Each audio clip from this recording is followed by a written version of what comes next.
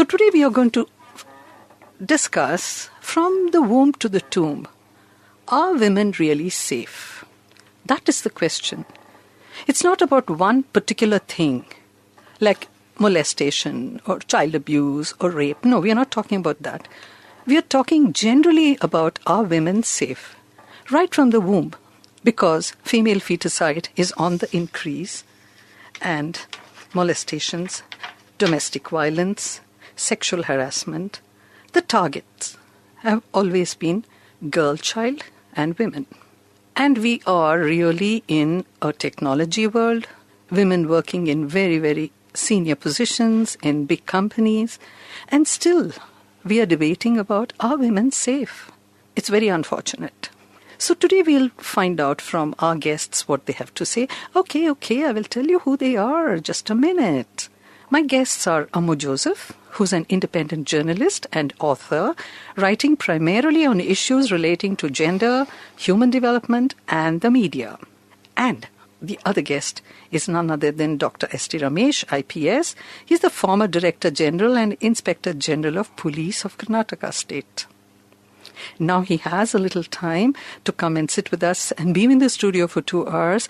If I had asked him in July of 2012 or before July, he would have said, I'm sorry, I'm busy. Because the police are really busy. We have other ideas about it. That is why Mr. Ramesh is here to dispel certain myths and misconceptions about the police. Are women safe?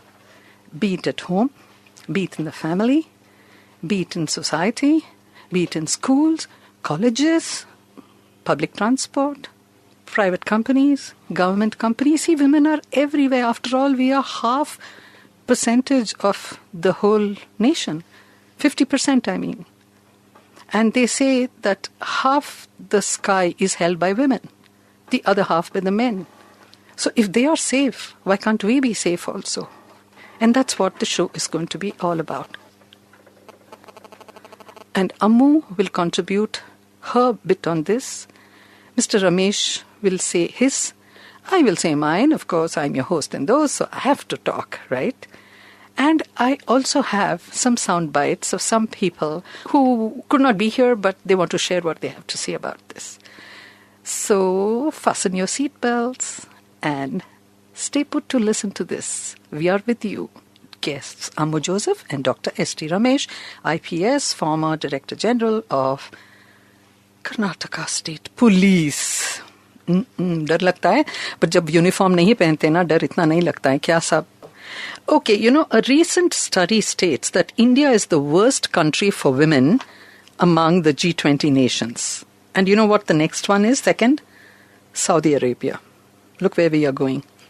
And the report also suggests that Indian women are not free from violence, and the National Crime Reports Bureau 2011 shows that Bangalore comes second in the country for crimes committed against women.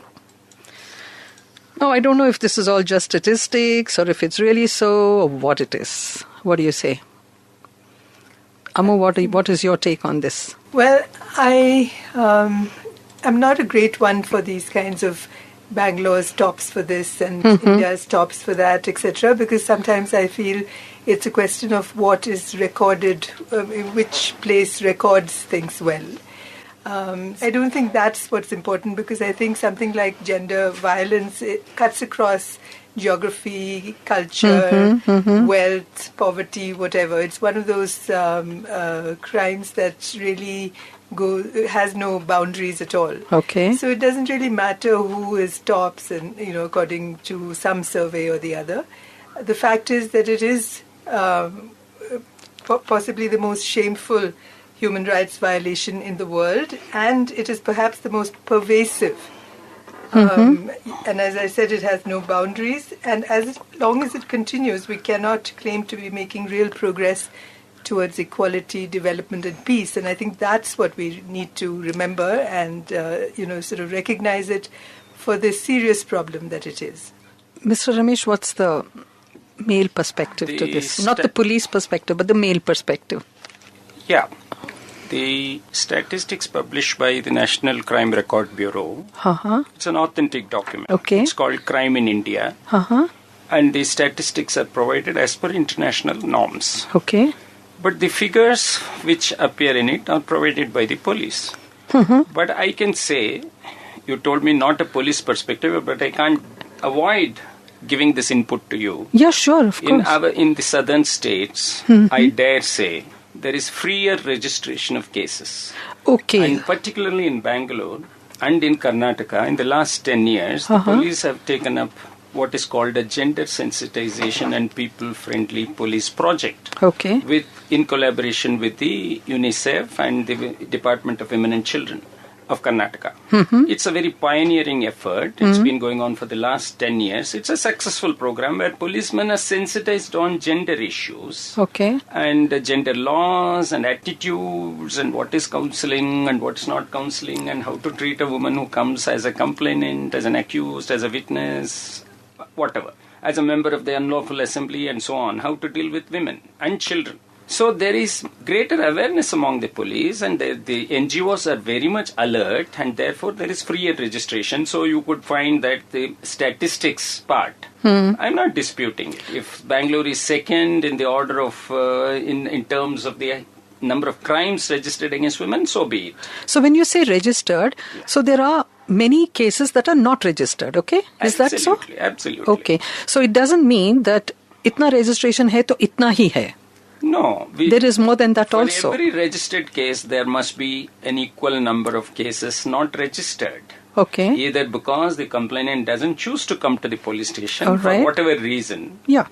Of course, we cannot hide the fact that police also show some reluctance to register cases. They try to avoid registering cases because it's additional work for them. Okay. It's a fact of life. All right. So, Bangalore could be, but then we should go beyond the statistics and see what ails our system as a whole and not just stick to statistics. Because statistics is, as you know, data. Damn lies and statistics. So we can give due importance to statistics, but get on with the business and see what is wrong and just try to fix those issues. Ammu, what is your take on it?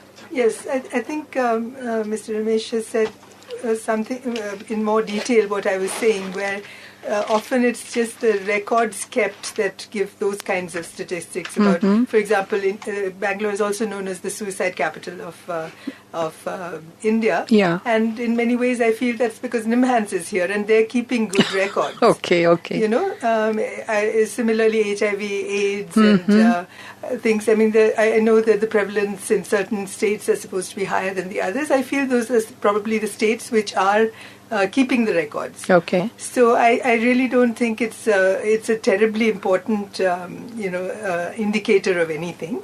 The fact, as he has also said, is that these crimes exist and they are plentiful, and the recorded cases are only the tip of the iceberg. Okay. And so it's just an indication of the malaise.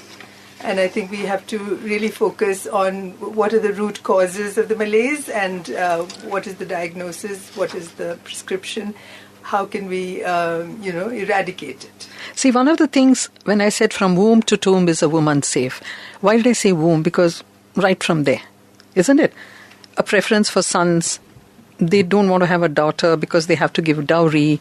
So because of this, some 12 million girls are being aborted over the past 3 decades. According to, again, some study, but we know ourselves that this is happening clandestinely or openly or whatever it is. So right in the womb, the existence of a woman is unsafe. Actually, when you ask the question, are women safe from womb to tomb, I would, the short answer to that is no. Yeah. And I think, in fact, the what you referred to, the prenatal sex selection that happens as a result of which there are fewer female children than male children. That is actually one statistic that is very important. And it was collected by the Census of India. So, there's not much disputing its veracity. And I think it has been a very important thing that the Census has done, to record not just sex ratio in general, which has also been, which also fell for many years, But in the last 2 censuses, they've also been looking at the sex ratio of children in the 0 to 6 age group. Okay. And I think from 2001 to 2011, what is really shocking is the sharp drop in the number of Girls. Girls to boys in the 0 to 6 age group, which in fact the adult sex ratio hasn't dropped actually in this last decade. It's only between 0 to 6. It's just 0 to 6. So it's very, very evident that something really serious is going on in terms of various misuse of various medical procedures for eliminating girls. And in this thing, Dr. Ramesh, see, it could be, we can't blame it on the police, we can't blame it on the government. Don't you think even individuals have a role to play in this? Mothers who abort it, mothers-in-law who insist on and the fathers-in-law, the husband, we want a waris to our family and kind of a thing. Yeah, precisely. When you talk of the womb, women are not safe even at the stage of womb. This brings us to the subject of female feticide and female infanticide. This is evident from the skewed sex ratio across the country, particularly in states like Punjab, Haryana, etc. and Rajasthan, where the preference for the male child ensures that the female fetuses are destroyed by quacks or by conniving medical practitioners, despite the fact there's a law against it. But the law doesn't empower the police. It's not a lacuna, but that's the way the law is. Now, when there is a molestation, when there are atrocities or crimes against women which should not be there, at a later stage, when a woman grows up in the form of what we have in our law books, molestation or the abominable term, eve-teasing, outraging the modesty, and it escalates to rape, the police is blamed. But we have to go back to this infanticide and female feticides. Where does the police come in there? Exactly. That is a societal mindset. We want a male child. And basically, the root of the problem is the patriarchal mindset of the average Indian. And the patriarchy is that much more. It's not just the men who are patriarchal. It's also very much the grandmas and the aunts and the moms who are patriarchal, who want the male child. They would, if they have a male child and a female child, there is discrimination between the two kids. And the male child would be fed better and sent to better schools and clothed better and given better education, whereas the girl child can manage somehow. And they say, paraya dhan hai, paraya ghar ki ladki hai. Absolutely. So, it is not only in the North India, in Karnataka, some of our taluks have recorded abnormally, abysmally low sex ratios, like taluks like Chikodi. Really? In Belgaum, there is something like 955 per thousand male population. So it's a national phenomena. We should not say it's restricted to the northern belt alone. In certain pockets in Karnataka, the sex ratio is very bad. So this is basically the mindset, the preference for the male child, and the patriarchy which is behind, patriarchal mindset which is behind it. That is what has to be tackled, that the society, the media, the government, NGOs and everybody else should chip in and see that this mindset is changed. So, and a belief created that a girl child is as precious as a boy. So, Ammu, how do you think we can do that? As a woman, I'm asking you. Well, before I get into answering your question, I just wanted to say that it's important to note that this child sex ratio is low not just in what is referred to as Bharat, but also in India.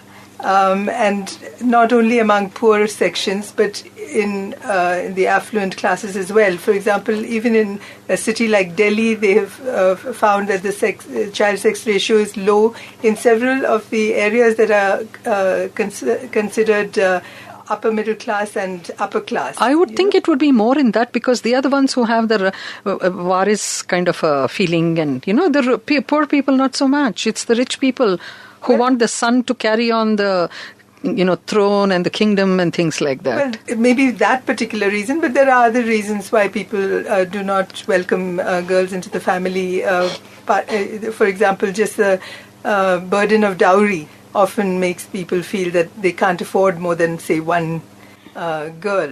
So can I say that the dowry evil is the main thing for a woman's safety? No. I don't think so. Because if it was only dowry, then violence, women would be unsafe only in India. But violence against women happens everywhere across the world, in all cultures. I think dowry is just one of the manifestations of the devaluation of females, of women and girls. And so I think one can't say any particular practice is is the one that if we eradicate it, all will be well. I think it's, gender violence is actually any form of violence, which is physical, sexual, verbal, economic, emotional, financial. And that which is directed against an individual because of their gender, And I think that is very important to recognize, that it's really when we say patriarchy, it is a system that basically goes against the principle of equality and, discriminates against, devalues the female sex. And I think that is the, at the root of everything. See, when we've got rid of so many things, social evils, we have got rid of it, right? Why are we still sticking with this patriarchal thing? Mr. Ramesh, what do you say about that? Why are we still like the man has to make decisions? The father has to decide whether the girl should do this or that. Of course, I'm not talking about the exception cases. Like, for example, I'm sure your daughter doesn't have to deal with that. Like, I don't have to deal with that. But we'll come back and talk about it, Miss Dr. Ramesh, to say it's the father who can either empower or disempower a daughter. It's the beginning of a woman's empowerment. And if the father tells the daughter, you know what, you're an individual, you can make your choice and I back your choice, then this patriarchal grab, that will go. We were talking about female feticide. I want you to listen to what Gita Aravamudan has to say. Gita has written a book called Disappearing Daughters. That's scary. And let's see what Gita has to say. This is a very, it's a subject which nobody really has proper answers to, mainly because this is not some new phenomenon that women are unsafe or that rape is happening, or it's been happening in the past. It will continue to happen, I'm sure, later on too. And another important point is that we forget that this is not something which is totally only something which is peculiar to India. It's been happening internationally. So, therefore, I feel that whatever we speak about this or whatever we say about this has to have a much larger context. And so, I would say that as a woman journalist and an author and a researcher, I would say that brutal rapes have taken place before. But this particular case somehow hit the national conscience in a very big way. It was like a flashpoint, There was an explosion of anger and anguish. And why did this happen? It is, I feel, because they were just an ordinary young couple. They had gone to watch Life of Pi, and then they got into a public transport, and they were going home. And they were so brutalized and thrown out, and the police didn't, all the things which followed showed such great insensitivity. Now, what happens is that most of us feel that, it could have happened to me, it could have happened to my child, it could have happened to my daughter, it could have happened to my son, it could have happened to any of us. So that, I think, kind of really hit a very, very raw chord in all of us. So then what happened is now we have this 24-hour media coverage. And that picked it up in a very big way and, made it into a very big issue. So that combined with this, made this whole, unleashed a kind of unprecedented uprising. There have been equally brutal race. You might have heard of the Suryanelli case in Kerala, where 42 men raped one 16-year-old girl over a period of 40 days and then threw her out and went away. And all of them were released because they were politically powerful. Now that same case is going to come up before the Supreme Court now. So what I'm hoping is that one of the positive side effects of this kind of uprising would be that the spotlight has also turned on to other cases which had totally escaped this kind of public attention before. Another small thing I would like to say is that all of us who have been working in this area of sex-selective abortion have been predicting that there will come a time when, because of the paucity, lack of women in our society, that the few women who survive will be brutalized even further than they are today. It's not because women become a scarce commodity that they're going to be venerated or they're going to be valued. Already in China, we can see, that the incidences of rape, abduction, sex slavery, everything has increased. And you see that in Haryana, there have been articles also showing how many rapes take place over there. So this is what is happening, and I think, everything is linked. From the womb onwards, everything is linked. So this brutality which happens to girl children in the womb is continued. You have dowry deaths, you have rape, you have sexual harassment, you have so many domestic violence. All these are unfortunately very, very real problems and real issues, and they can't be wished away. I think we really have to kind of ask for a change in social attitudes, and I don't know how easy that is. So, Ammu, Dr. Ramesh, we are going back to what you said about registrations are more. It doesn't mean that the cases are more. It's just that it was hidden away before. Now it's coming into the forefront. So would you like to say, in your career in the police force, what have you noticed? What kind of trend have you noticed? Apart from the registration part of it, have you noticed a terrible drip and drop in the value systems of society? No, I wouldn't like to comment about the society because it's a very major issue and I'm a simple policeman. Okay. I'm not a sociologist or anything. But then the point is, I would like to take you to this subject. Where do the police come from? All right. They are part of the society. The challenge, people say the police must do this, do that, they should have this attitude. The biggest challenge I have faced as a trainer in police, while training policemen, is where attitudes and values are concerned. Now, a trainer's job is to impart knowledge, skill, attitude, and values. Forgive me for being a little academic. Okay. But then knowledge and skill, knowledge is available in the books. A good lecture, a good demonstration, a good presentation will take care of knowledge. And skills, a little bit of effort, a little bit of practice, hands-on effort, he develops the skills in policing. Where does the attitude and values come from? The values are what a man is born with, what he grows with, what is inculcated by the family and school and his surroundings. Okay. And the attitudes. So the attitude to women, children, etc. Now you take a rock guy, an odd PUC passed guy from a village, and he appears for the test and is selected. Okay. Now he is told during training, dowry is bad. Child marriage is illegal. Yeah.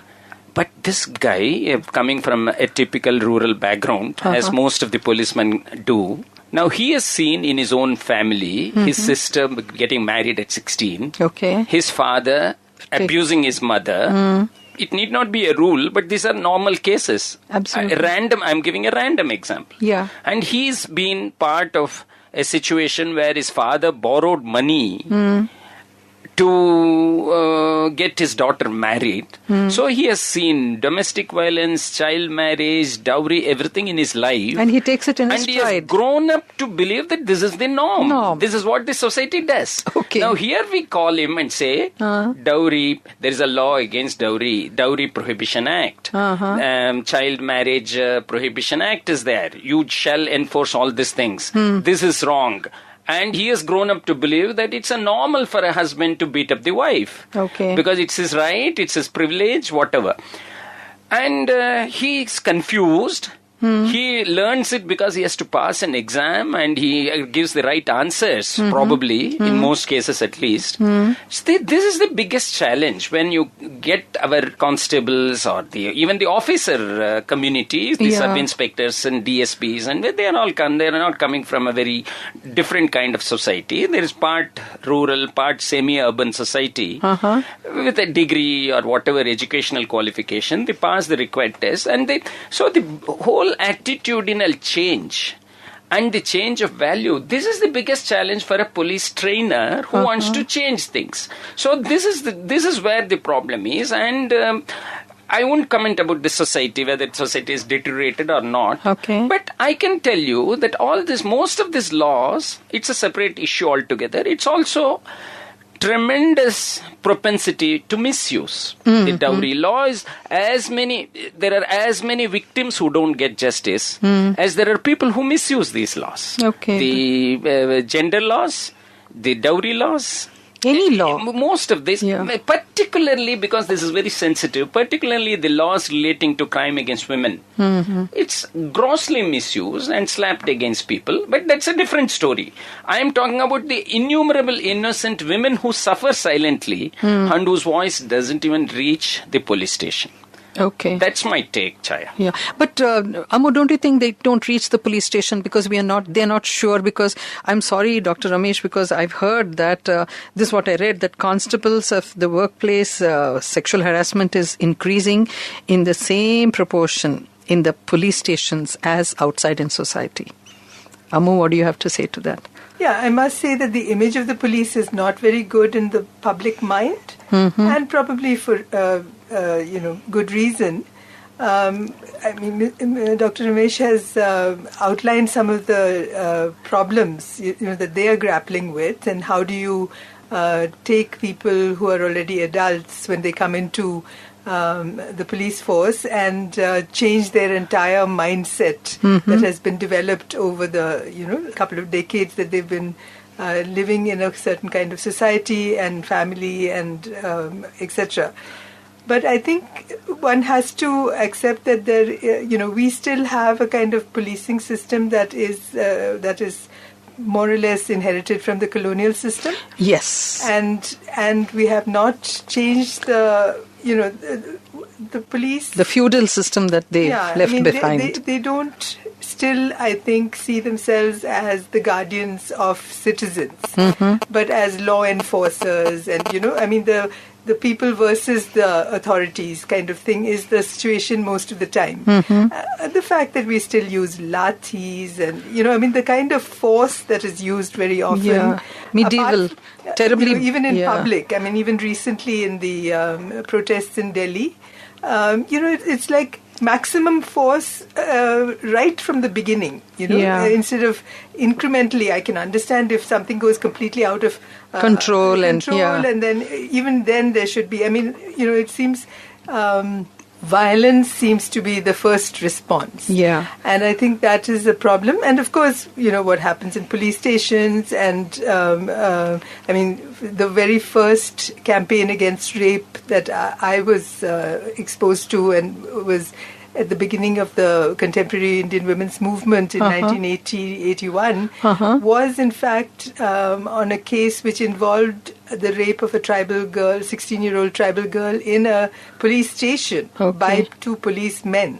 So it's not as if the police themselves are not holier than thou. If they themselves have been involved in such cases and their attitudes towards such cases. I mean, many people have talked about how FIRs, they do not register FIRs, and they try all kinds of things. There are huge problems with the policing system, and I think it has been discussed in great detail by many people. There have been commissions which have recommended reform and all that, and every time this comes up, we hear that they need to be implemented. But it's not happening. Never happens. See, Dr. Ramesh, you talked about training and how it's a challenge for you to train them, etc. Okay? Yeah. For some time, because I run a NGO, a women's NGO, and under that banner, we were doing, every Saturday, we would go to the all-women police station in Uparpet police station. And we used to do with them kind of a communication program. And they were all women PCs. Okay. And they came up with a lot of grievances like, Madam, we don't have gas. We only have kerosene stove. How can we come for a 7 o'clock duty? And we have to come from Nagarbhavi, and they have put us in this police station. So, all these things they told us about. And they were genuine problems. Okay? Yeah. And we made a note of all those things. Correct. All those problems, which can be, they are doably, they can find solutions. Okay. And the inspector, I wouldn't like to name her, but she was like one of those la-di-da police inspector ladies. Okay. Oh, I see. And we had a big conference kind of a thing. And a lot of NGOs participated and all that. And then when it came to my turn, I said, these are the facilities you need to give them. And that person asked, the fairly senior police officer asked this lady inspector, is this the problem? He said, Illa, namgantadella yeno problem illa. And I felt like a fool. And we had made notes of all these things. Correct. Okay. And because I was negotiating with Hindustan Petroleum to get them gas connection and things like that, and they were quite open to the idea. And she just put it to sleep there, saying, no, we don't have any problem. I see.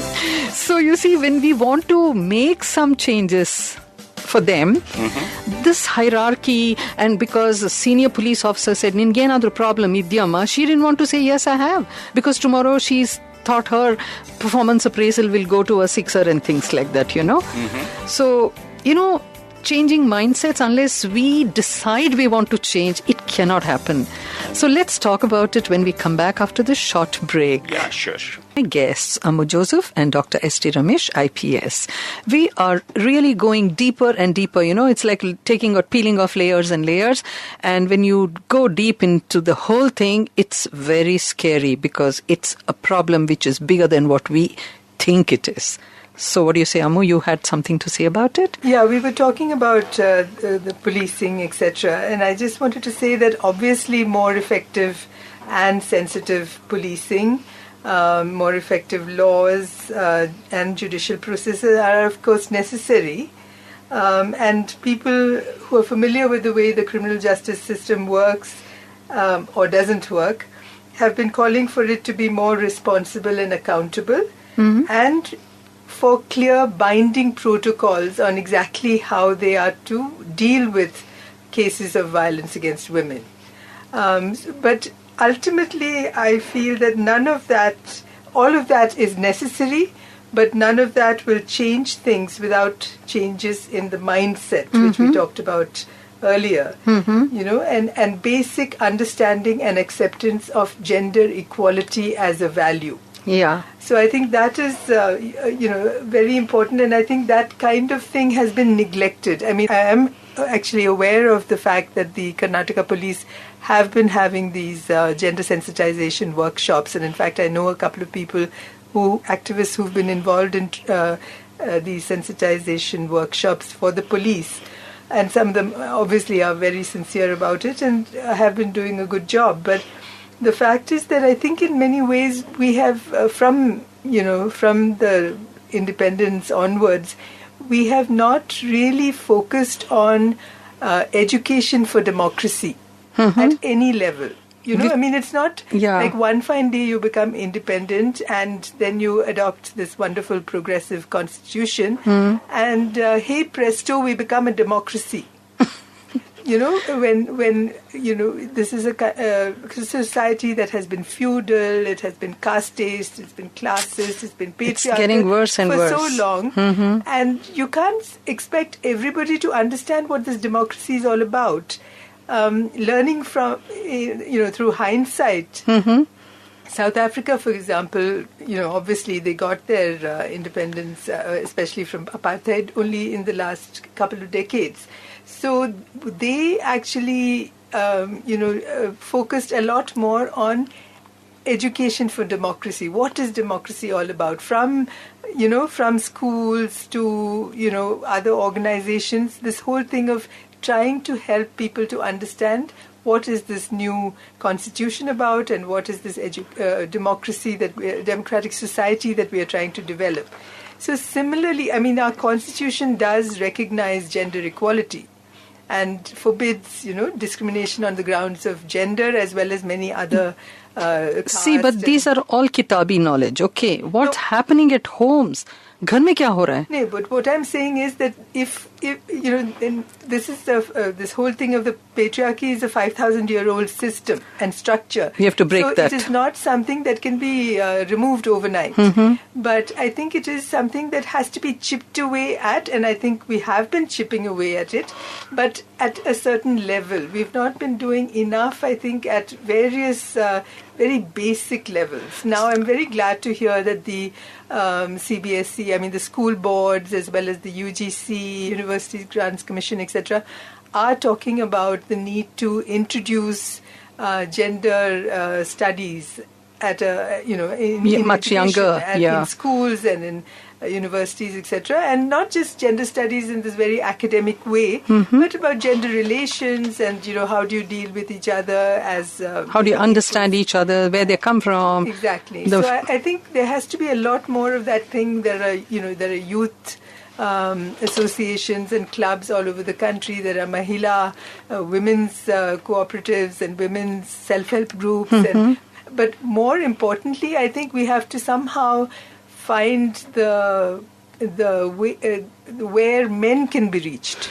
Talking about men, Dr. Ramesh, I want to ask you, the film industry, the movies that we see, except either you have a fun Chulbul Pandey, a Dabang Chulbul Pandey, or you'll have a really, really corrupt police commissioner who's totally, hand in glove with the biggest criminal there and mafia and all that. So what happens is they are reaffirming it again and again and again that the police are not to be believed in, they can't be trusted. So how come you police people have just let it happen? That's what I want to know. Aapka itna munni badnaam hoti hai na, to policemen bhi badnaam ho rahe hain aajkal. Very true. The media is one of the culprits among several who have been causing this kind of a situation in our society, portraying the police as clowns or on the contrary as superheroes, which neither of them are. Neither of them. So the media, there is no law which can be invoked by the police to say don't do this, don't do that, because there is a censor board and that whatever is allowed is screened in the TV screen or in the big screen, and it is printed and channels go berserk and say all kinds of things about police, true, untrue, exaggerated, false, etc. And Amitabh Bachchan appears with a long sideburns and he takes and indulges in a fisticuff to control a gunda. Who gives him the power to kick a gunda in the street? That's a very bad model, because the law doesn't permit a policeman to beat up even a criminal anywhere, let alone a public place. But we often see heroics from the likes of Amitabh Bachchan and Shatrughan Sinha and so on. So this is one of the features of Indian film. Even so-called good directors have very insensitively portrayed police and the police image. And it is appalling to notice that they have not done even basic homework, let alone research. But coming back to the issue which Ammu Joseph raised about the colonial mindset of the police. And your issue about some of the issues which you raised.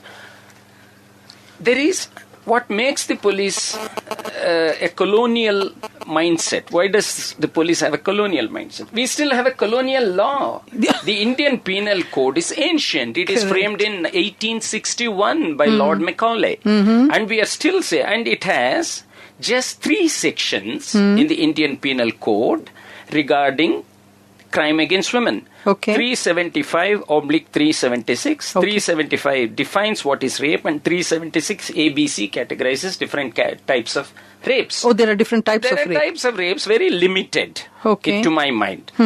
B, 354 IPC, which says outraging the modesty. In fact, the word modesty is outrageous because that presumes that the man expects a certain standards of modesty, and it's the woman who is at fault because she's crossed the boundaries. That's the implication. And similarly, the same word is used in section 509, insulting the modesty of a woman. What about the entire gamut of sex crimes, from a small whistling Romeo on the Brigade Road or MG Road, making passes at a woman or making obscene comments, and a wide range of crimes. And this so-called smaller crimes against women are termed as Eve teasing, again with a biblical connotation that Eve is the temptress, and therefore it is the woman who is at fault. She is the one. That's why she has to wear proper clothes. She has to conduct herself, etc., etc. So the very language of the law has to change. I am not saying every single male, educated, uneducated man is aware of the implications of the word Eve or modesty. But then this is a mindset. The law has to undergo a drastic change, and it requires a fresh look in. And secondly, she mentioned about the police. You mentioned about the resources at Upparpet police station. According to statistics published by the Government of India, Karnataka government spent 69 paisa per head per day for its citizen security. In the year 2007. That is a very simple arithmetic. You divide the police budget, the budget allocated for the police department by the Karnataka population as on 2011 census. And you get the figure 69 paisa per day per head. With this kind of less than third world resources, you expect first class policing.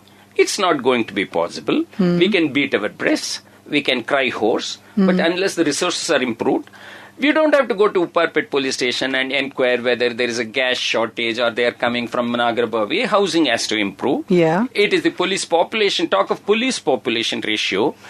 India has a police population ratio is defined as the number of policemen for lakh of population. So we have something like 153. We are hovering around 153, and the developed world ranges from somewhere from 450, 400, 300. It is in that range. And we are far below most of the countries. Like in many of the indices, we are down below in the list. We are around very low in the list. So our police population ratio has to improve if you expect quick response. Where do the people respond? And for quick response, you need more mobility. You need more mobility, more technology, more communication. That means the sum total of the budget allotted to the police has to improve. And then the state government says no money. The central government says it's a state subject. And you are caught between two stools. And any amount of police bashing will produce the same results, because tomorrow there will be another incident, another hue and cry, and another same old half-baked analysis of the problem by self-styled experts, and we are not going to find a solution. So there is a resource problem, there is and then reforms. What about police reforms? In 1980, Dharmavira Commission gave its report, a very comprehensive report, even though it was a wonderful report and lauded and spoken very highly. It's become obsolete after 30-35 years. And it's even if it has to be implemented today, it has to, certain necessary changes have to be made in the recommendation. And what about the administration? Does police work in isolation? It's not working in a vacuum. So the Administrative Reforms Commission, huge money was spent in the second Administrative Reforms Commission under our own former Chief Minister, Mr. Veerappa Moily, by the Government of India, and he produced tomes as recommendations for administrative reforms. Okay. How can police, even if police is reformed completely, if other sister departments like the health department, the agriculture department, the public works department, the revenue department, if it is not reformed, and they function under archaic procedures and protocols, how can police be effective? And what about the criminal justice system? Criminal justice system consists of basically the investigating agency, which is the police, the prosecution, the judiciary, the lower judiciary, basically the trial courts, High Court, and the correctional services. High courts come in for appeals, etc., etc. Now, if this system is not functioning in unison, how can justice be done? Now, you have seen the much maligned Delhi police have been able to file a charge sheet in 15 days' time. I would say, by any stretch of imagination, it's a very, very fast, efficient thing.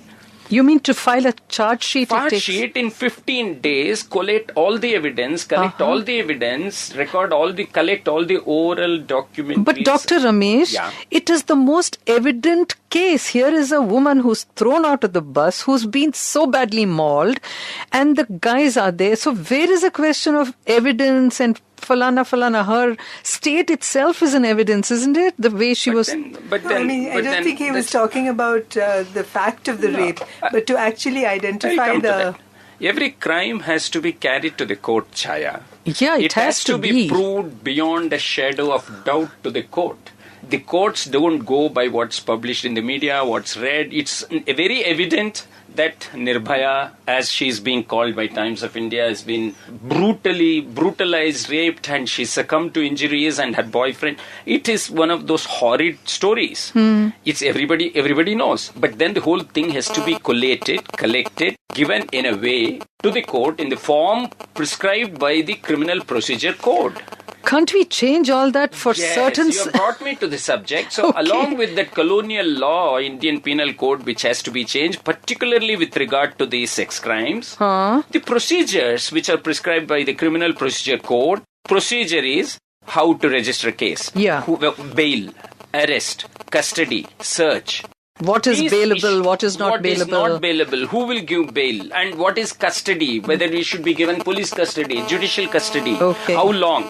These procedures have also to be amended so that they become more stringent. And thirdly, the Evidence Act, which set out the standards, the Evidence Act which set out the standards of evidence that is required, what kind of evidence has to be collected, how much has to be collected, what is admissible, what is not admissible. The Evidence Act also requires not merely change, but overall with reference to these issues like confessions, admissibility, burden of proof. These are all technical legal terms. And all this have to change because the police have done a tremendous job as far as the investigation is concerned in bringing home the truth of the case before the court. Now, people often talk about poor conviction rate.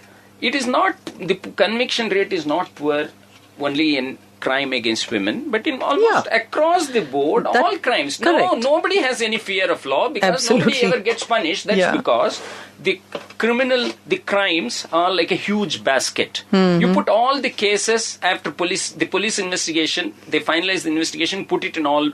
When they submit to the court, it's like putting it in a huge basket. And the cases are taken out one by one, and there's a long queue. And they are taken out in chronological order. And by the time the turn of 2012 case comes up, whether it's a murder or rape or dacoity or robbery or housebreaking or a death of a senior citizen by murder, lot of water would have flown down the bridge. Oh my God. You're making me say, you poor policeman, how terrible it must be for you. What do you say, Ammu? Yeah, I mean, I think it is, the realities. He's giving us the realities of the police. I think one has to take the reality into account because, whether it's the politicians or the public, the media, it's very easy for us to say what should be done. And unless we know what the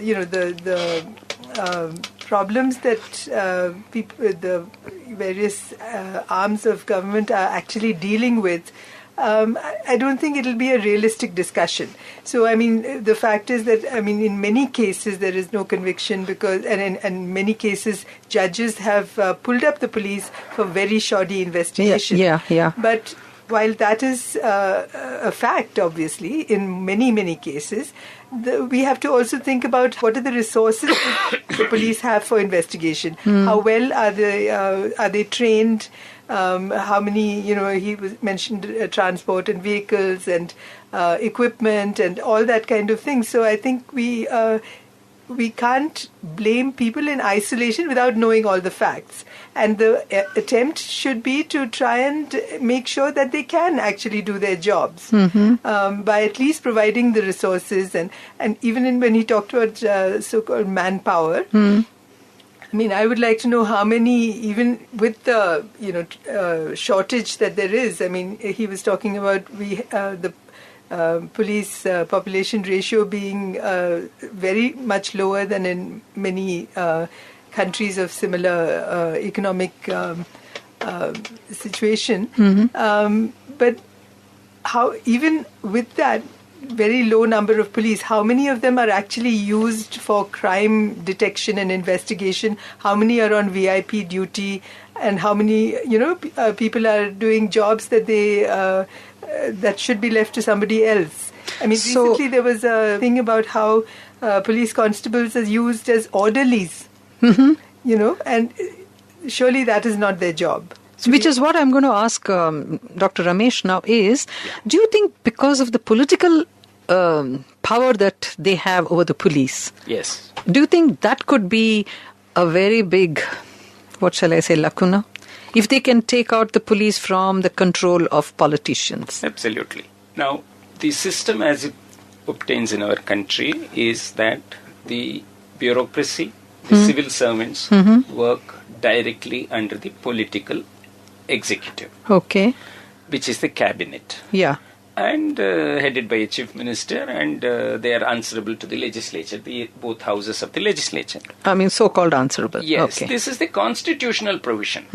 The spirit of the constitution is totally different. Yeah. If you see the kind of politicization that has happened to the administration. The administration is totally politicized, with the result, it is well nigh impossible for an officer to toe the constitutional line or the legal line. He has to make compromises here and there. The more compromises he makes, the easier for him in his career. Yeah. So, apart from the serious, I dare say that the administration is politicized virtually 100% in our country, both at the state and the center, which you are reading every day in the newspapers and through the media.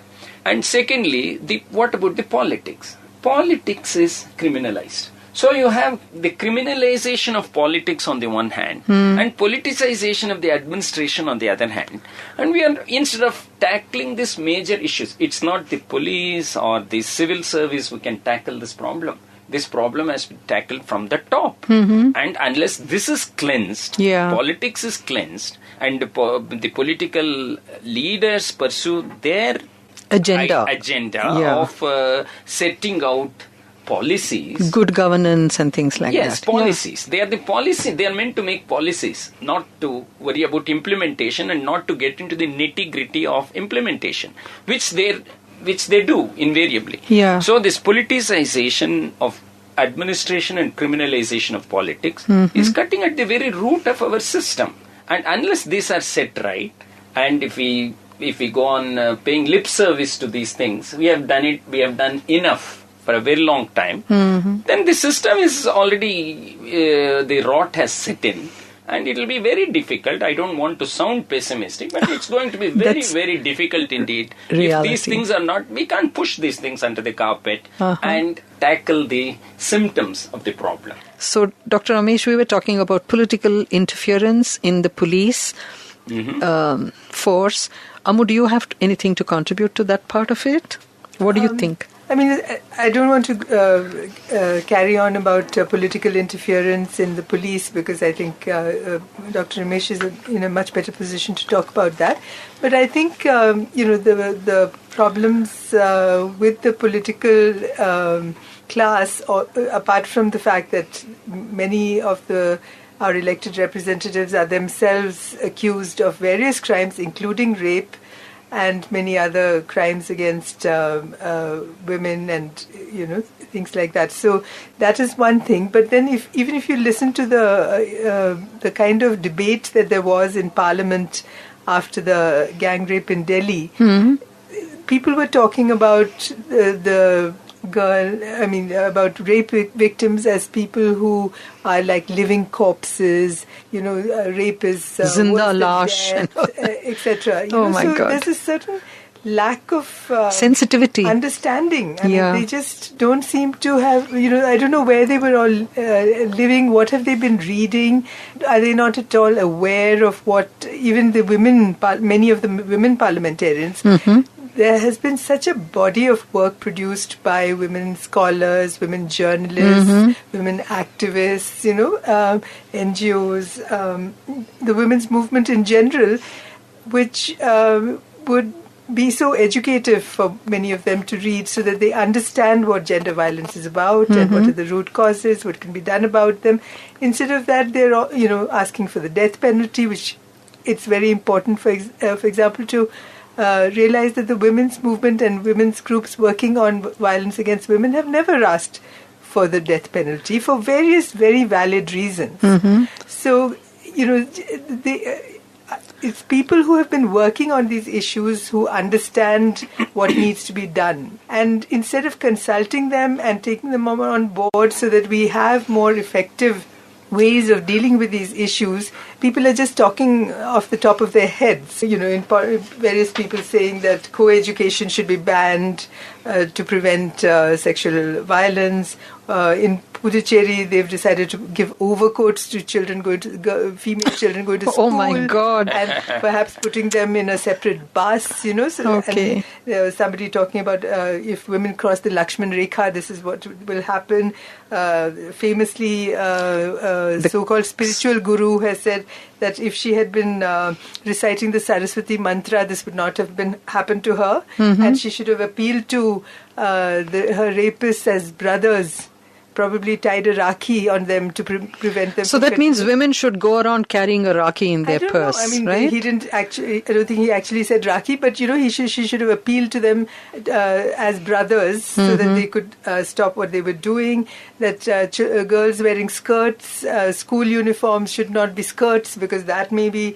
And apparently, I just read this, that even Khushwant Singh has said something about how we have to understand that, these are men who could not control their libido. Oh my God! These are such faulty assessments, analysis of something like sexual violence. You've been very mild, I must say.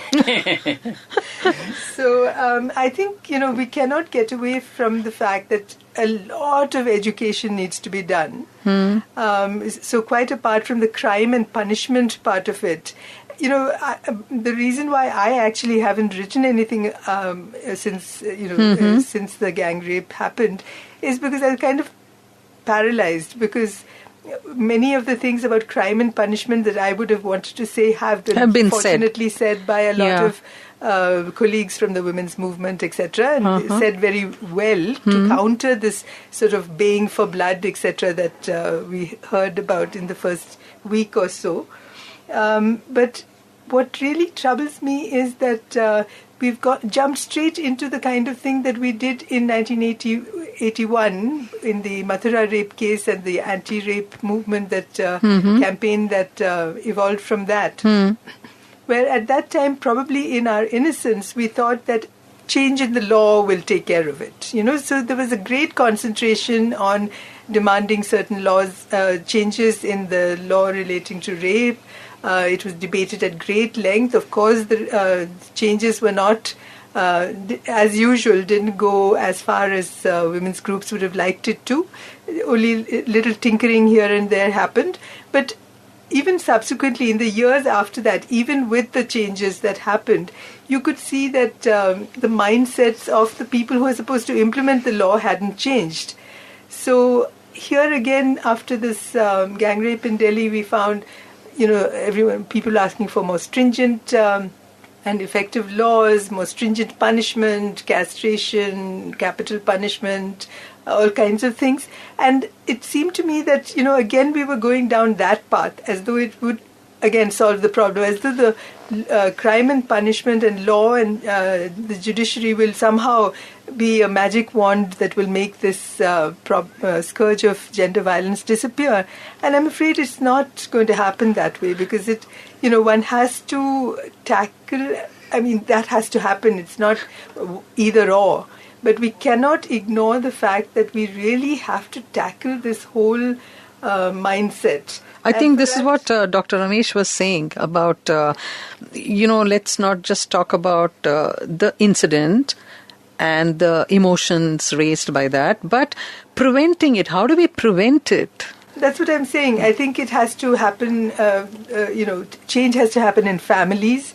These different ideas about men and women and relationships between them have to change at that level, at the family level, at the peer level, at the educational level of educational institutions, religious institutions, media, and so many other such institutions of society have all to work together to change mindsets. For example, and as I said at some point a little while ago, one has to somehow get to somehow men don't seem to have as many groupings, except maybe in sports, in sports and maybe the social service clubs like Lions. And, one hears about Mahila Mandals, and one hears about self-help groups and all kinds of things. They don't need it. The men don't need it, because as a gender, men, they do group. Women don't group unless they do something like this. No, women don't have that attitude of grouping. They are very, very... No, I think it's the opposite, actually. I think women do actually bond a lot with each other. Oh. And I feel that actually that there isn't a very easy way to reach men. And one of the positive things about protests is that the great involvement of men in the protests, a lot of young men, etc. And I think this is something that needs to be built upon. There are, I understand, a lot of youth clubs and associations, even in rural areas, etc. And, maybe, we have to find a way where we can reach out to young men, both young and old, and see how, there have been a lot of efforts for women's empowerment. I think in many ways we have neglected men, and I do not accept the responsibility for empowering men, because people say, oh, you mustn't forget the men, this, that, and the other, and it's always left to, again, the women's movement is supposed to also empower men. But I think that is because there isn't that kind of coming together of men in anything except, when they're talking about politics or they're talking about sports cricket. Things like that. But so what do you say, Dr. Ramesh? Do you think men bond more than women? I'm thinking about it. Probably there are, I'm a little confused, I'm not sure. But then certainly a host of things have to be done if this has to stop. Or, there is no crime can ever be eradicated. Let us be realistic. Okay. But then we have to put a cap and put some kind of the fear of God among people. There has to be the fear of God. How can that crime. be? How yes, the fear comes from what? That has to happen from a whole lot of things. Mm-hmm. I've already said, at the risk of repetition, the law has to undergo a drastic change. Who's going to do that? That is the government, the central government, with the consent of the state government. There is a Lok Sabha, there is a Rajya Sabha. They have to bring in the amendments, get them passed without wasting time. And before that, do a thorough homework, take everybody's views. Does it take 67 years to do that? It is unforgivable. Yeah. But that's not okay, because they've wasted a lot of time. And most of them have a law degree. I think most people in politics. Somebody said the country is being run by lawyers. Yeah. So that says it all. Correct. So the law has to undergo a drastic change, well thought out, proper practical amendments have to be brought, and overhauling of Indian Penal Code, our criminal law, it's a substantive law, that the Indian Penal Code, the Criminal Procedure Code, Evidence Act have to be brought in. Mm-hmm. B, Police reforms have to be. Police reforms is a whole lot of things. It's not just this or that and giving a few jeeps or giving a few policemen, opening a new police station or Mahila police stations. A comprehensive reform has to be carried out to the whole police. Thirdly, the criminal justice system, because the police the cases feed into the courts. Through the prosecution, and then the correctional services also play a part. So the criminal justice system, again, there was a very big committee headed by Justice Mallimat, our own senior judge, very respected jury in our state. Justice Mallimat headed this committee and gave a wonderful report on reforms in criminal justice system. It's gathering dust. So we have all the material before us. We are not bothering to implement, and we have the administrative reforms report pending before the government that has to be implemented. And then, of course, the gender sensitization has to be carried out, not merely for the police, but for the legislature, executive, judiciary, the media, schools, colleges, what have you. Unless people are sensitized on gender issues, that to look at another, the female as another human being, not with an attitude of commodification. Or without bringing in the power relations. So gender sensitization, there's an excellent module prepared by the Karnataka police with the help of UNICEF. Okay. It is a very excellent document, and that module serves the purpose of training policemen on gender sensitization. The same module can be extended with necessary changes to sensitize various wings of the society. Society, not just the police. Not at all. How can just the police be sensitized? Everybody has to be sensitized. Yeah, totally. The teachers have to be sensitized. The lift operators have to be sensitized. The shopkeeper has to be sensitized, because women come across women in all walks of life. Yeah. And the next point would be the patriarchy. You raised a question. How can we stop patriarchy? I think women have to be empowered. It's not, they can't be empowered merely with good education or making them financially independent. At this point, Dr. Ramesh, let's listen to what Shalini has to say. Shalini is a young girl from Delhi. Yeah, sure. And this is what Shalini has to say. I would like to say that we all have been blaming our government, the police, our security system for past few days after this heinous incident took place. That's all right. That is our right to do that. But we need to do one more thing that we hardly do, and that is we need to ask ourselves, what are we doing for our own safety, especially girls? In my opinion, a woman needs to be able to defend herself in any kind of situation. And for that, what we can do, we can make self-defense training mandatory in all the schools and colleges at all levels. And the parents must also encourage their daughters to take up these self-defense classes and training. I guess we need to make every effort to ensure that we are proactive in our outlook when it comes to our safety. Thank you. Well said, Shalini. She's the younger generation, and they want to go right to, hold the bull by the horns and say, teach us how to defend ourselves. Teach us how to be safe. Dr. Ramesh, do you think we could have such programs in schools and colleges on defending yourself? Even the boys, I think even boys are not safe these days. Oh yes, okay. It's not a bad idea. The women can be trained in martial arts and things like that, and that'll serve as a confidence building measure. And but then the larger issue is the attitude of our society, which is at the bottom of the whole problem. And there's no harming in training young girls in schools and colleges in martial arts. But then I would focus on the basic attitude of the society. See, society is a faceless thing. So okay. I'll come to specifics and say at home. It is high time the parents start empowering the girls, the girl child. And there has to be massive education from the government, from the NGOs, from everybody, so that the girl child is treated as precious as a boy. Mm-hmm. So that's where it has to start, as you said, from womb to tomb. Yeah. The problem has to start from the very beginning. And the problem has to be tackled from the very beginning. And they have to be empowered, not merely with education, with economic independence or the freedom to choose a partner, but at a level like we have to stop telling girls, cover yourself properly, come back before 6 o'clock, don't go there, don't do this.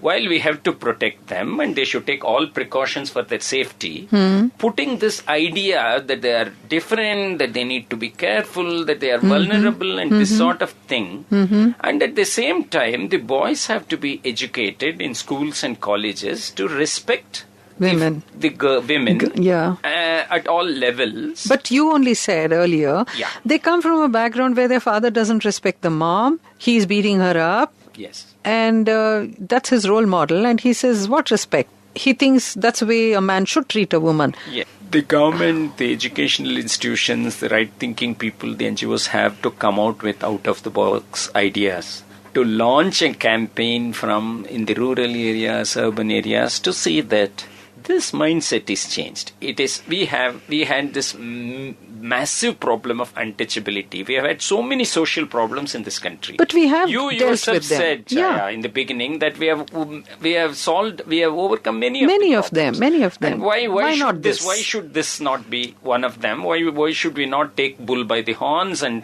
take it as a challenge and change this mindset? So we have to think of laws. It is not merely laws, it's the mindset, and we have to think out of the box and come out with solutions, launch a campaign, and empowered women should carry the torch, be the torch bearers and carry the campaign forward. Men should support these ideas, and several such campaigns will over a period of time yield results. And then the media, which is really playing a negative role. Totally. Now the very actors who depreciated womanhood and who very ludicrous scenes were enacted in cinema are tweeting with paying lip service to women's empowerment and so on and so forth. Don't you think? I mean, I don't pounce on me, Ammu, please, because I feel women are themselves letting themselves down. You know, they are making all kinds of funny things about themselves, their own dress, their own sensuality, their sexuality and things like that. And they're okay with men also making fun of those things. And I find a lot of this kind of posts on the Facebook, you know, where women also add to it and the men add to it and they think it's extremely funny. But in underlying all that is they are hitting at the woman. And the woman is also contributing to that. What do you say about that, Ammu?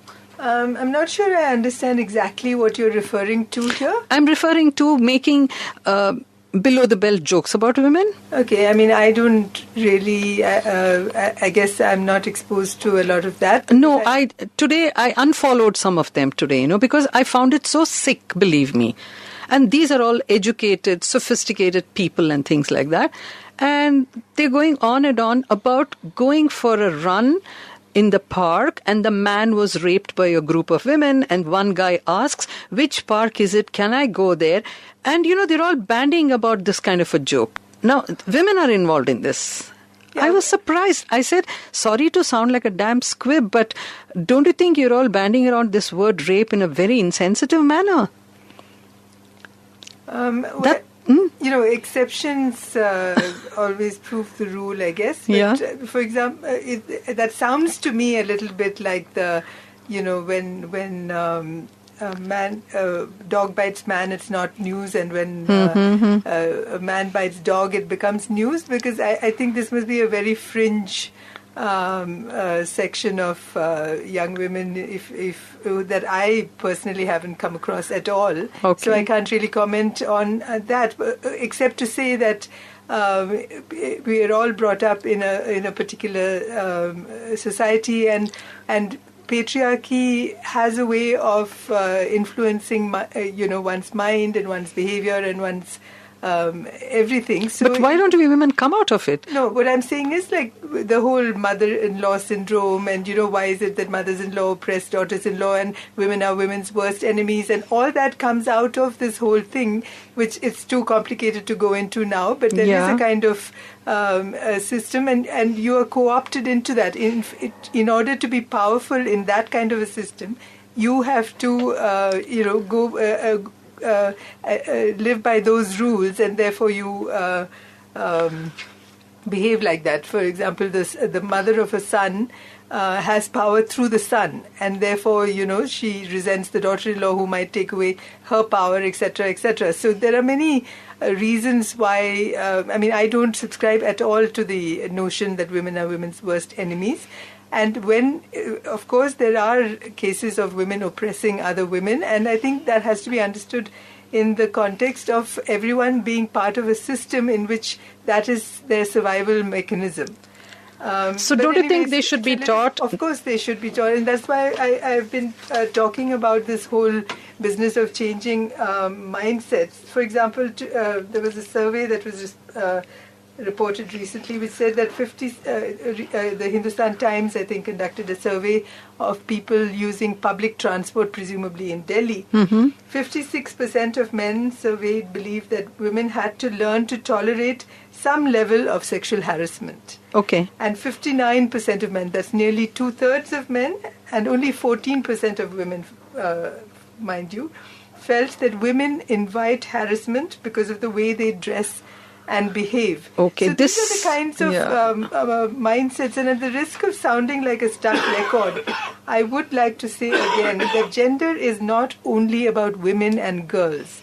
It is also about men and boys, and I think it's really important when we are talking about even gender sensitization that it's not all about telling men that they need to respect and protect and look after women, etc. They need to also look at themselves. If women have, thanks to feminism and the women's movement, if women have started questioning the conditioning that they were brought up with, the notions of femininity and what is being a woman and what is not, what is feminine and what's not, and all that kind of, women have been over the past several decades questioning many aspects of their upbringing and learning how to be more complete human beings, free to be human rather than just one half of themselves. Similarly, I think men and boys, nobody has actually done enough. I think we haven't done enough work on looking at what are the notions of masculinity and manhood and machismo, etc. That see, these are all semantics. No, it is not semantics. It's just words. If men think that whistling at a girl makes them feel more powerful, then that is, there have to be campaigns saying real men do not whistle. Do this. Real so men why don't we beat have their wives? Real men don't rape. Yes. Real men don't do this. So I think what you said just now is an action point now. Okay. So this could be an action point that let's have posters which say this. Real men do this. There are posters that say that, but I don't think posters are enough. I think there really has to be more. I agree with you. More. Yeah. Let's see. Now, can you give us a few tips as a plan of action? How do women keep themselves safe? Well, there is no quick fix, I'm sorry to say, but let's be realistic. Okay. I would tell the girls, be confident, be yourself, but take normal precautions, exercise normal safeguards. You don't have to stress yourself. Be free. Do whatever you feel like doing with in the your normal activities. Learn martial arts by all means, so that it gives you confidence and it gives you the capacity to tackle a situation. Okay.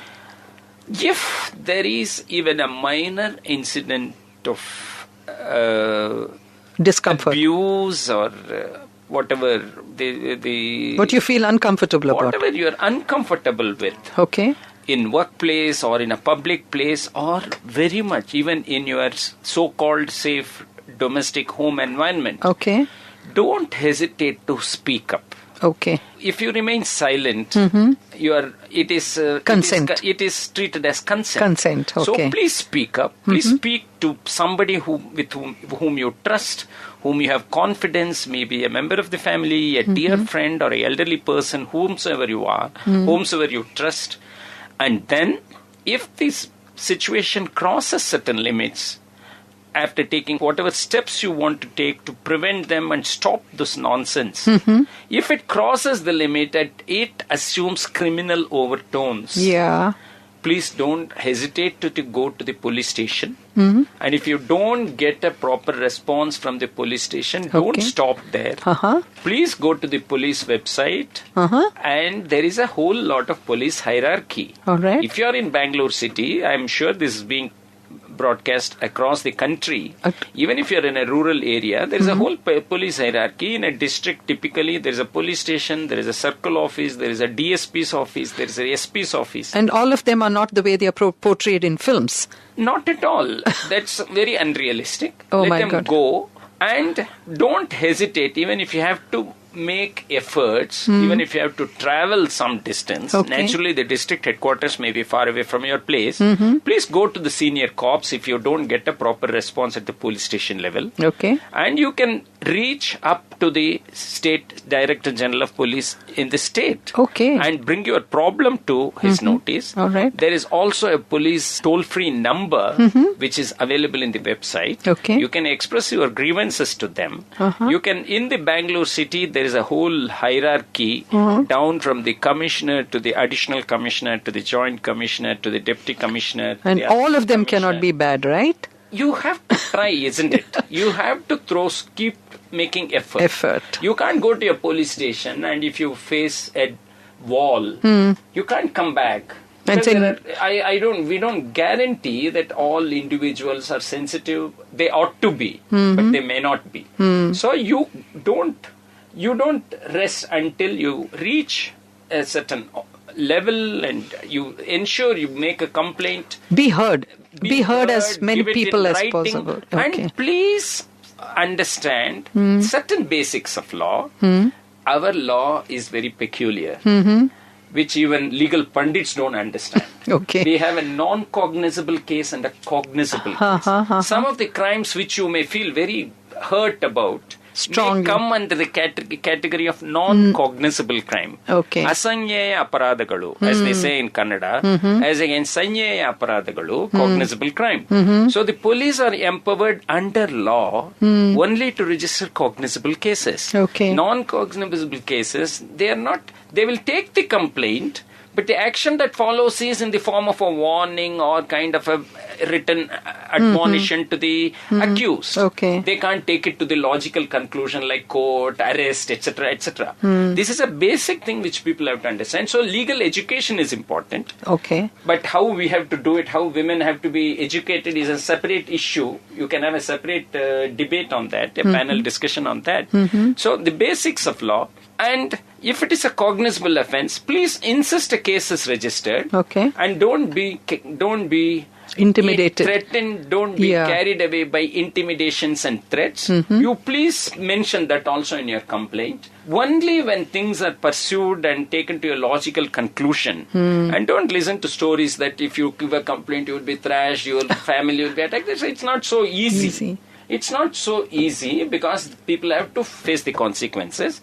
And only when this kind of activism happens, and women's organizations will have to chip in and help, and help legal education to the limited extent of, at least to the limited extent of crime against women are concerned. What are cognizable? What are not cognizable? What are the crimes which become serious? Which are not? What are the crimes which police have to register so that they can confront the police, so that the knowledge is power, as they say. This is what I would tell young girls and your listeners in this channel. I think it's very doable, whatever you're saying, Dr. Ramesh. I think more than anything, intimidation. Yes. The very fact, the police station, the police uniform, and the way they talk to you, I think you're intimidated. And you'll say, okay, Jani do. Let it be. Point, Chaya. Yes, Dr. Ramesh. On the question of this media and film media. Okay. scores of films show heroes stalking heroines, heroines protesting, but ultimately yielding. And the message that's conveyed is when a woman is protesting, she's actually liking it. Yeah. This is the kind of wrong message day in and day out that's being dished out of not only Bollywood but rest of the Indian cinema. That's a good point. So this is one thing which has to stop, and a lot of things which take. And on a positive note, the Commonwealth Human Rights Initiative based in Delhi, with the help of Karnataka Police, brought out a small booklet, 101 questions which you wanted to know about police and were scared to ask. Okay. This was also translated into Kannada, and it was released with a lot of fanfare in the year 2011. And we had grandiose plans of making 100,000 copies and distributing so that people know what is the basic things about police, which includes law. When I spoke about law, the people should know, young girls and women should know about certain basics of law. Yeah. It's all part of this 101 questions. If you can get hold of it, I was will. put in the police website also. I'll take details about Maya Daruwala should be able to give, and if NGOs chip in, we should make a lot of copies of that. We don't have to reinvent the wheel. Thank you. We should get sponsors, and if women organizations can get them printed, put it in the website, and spread the message, it will go a long way in legal education. We'll do that. I'm going to take that. That's a really action point, Dr. Ramesh. And thank you very much. Ammu, what you said. Thank you so much for being on this show with me.